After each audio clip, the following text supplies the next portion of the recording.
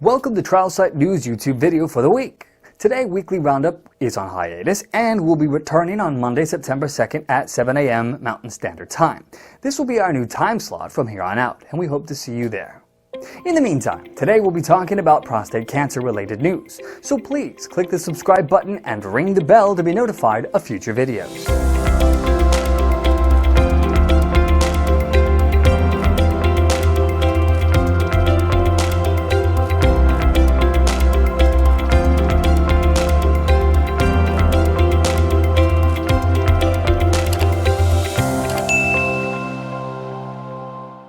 Men experiencing biochemical failure following a radical prostatectomy for prostate cancer should receive salvage radiation therapy in combination with hormonal therapy, according to the authors of an updated analysis of the GETUG-AFU-16 study. The study was sponsored by Unicancer and AstraZeneca. The long-term data revealed that adding short-term hormonotherapy to salvage radiotherapy post-radical prostatectomy led to a significant improvement in metastasis-free survival, or MFS, at 10 years versus salvage radiotherapy alone. The study's purpose was to conduct a randomized phase 3 trial to study radiation therapy and goserelin to see how well they work compared with radiation therapy alone in treating patients who have undergone surgery for recurrent or refractory prostate cancer. All of the research site published in the clinicaltrials.gov website is French in origin. Meanwhile, results from the Phase 3 Titan trial showed that the addition of apalutamide, or Irelata, made by Janssen J&J to ADT led to a significant improvement in radiographic progression-free survival, or rPFS, and overall survival, OS, versus placebo ATD. Due to this data, apalutamide serves as a third drug, joining docetaxel and abiraterone acetate, Zytiga, that can be utilized to extend life in this patient population. The Titan trial was a randomized, double-blind, placebo-controlled, multinational, multicenter study of apalutamide in participants with MHSPC, metastatic prostate cancer. The study was designed with four phases: screening, treatment, end of treatment, and survival follow-up. The sponsor recruited up to 230 clinical investigator sites. Results from Titan revealed that the addition of apalutamide, Irelata, to ADT led to a significant improvement in radiographic progression-free survival, or rPFS. Phase 3 Alliance A031201 trial.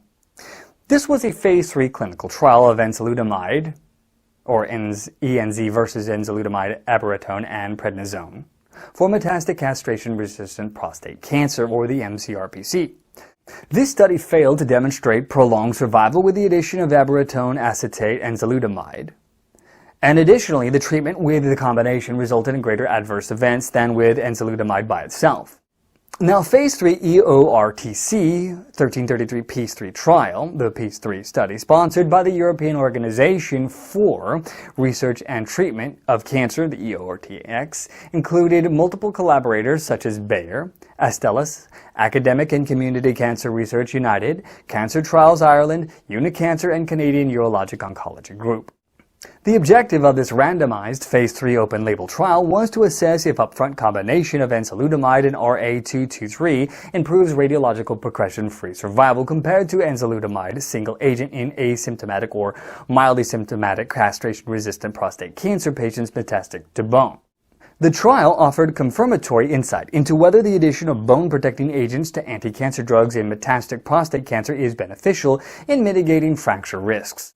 When radium-223 dichloride, or exofigo, is added to enzalutamide, bone fracture risks increased. However, in this study, it was demonstrated that mandatory continuous administration of bone-protecting agents, when started 6 weeks before the first injection of radium-223, almost eliminated the risk entirely. The study was summarized at the ASCO conference in Chicago this year.